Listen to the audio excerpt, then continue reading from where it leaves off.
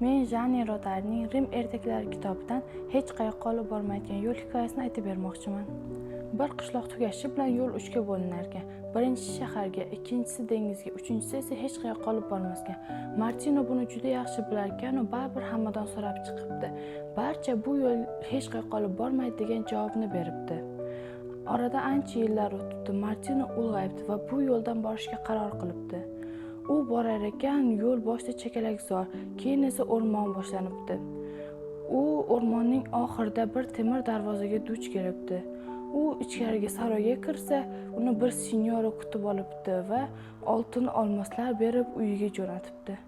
U bu olmoslarni do'st yorlariga tarqatib, bu hikoyani 100 martalab aytib beribdi va barcha bu hikoya eshitishi bilan o'sha yo'ldan boribdi.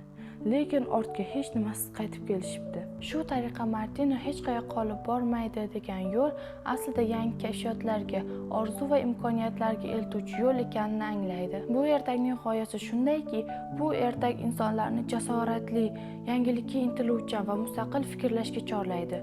Odamlar imkonsiz deb bilgan yo'llardan ham buyuk kashfiyotlar chiqadi.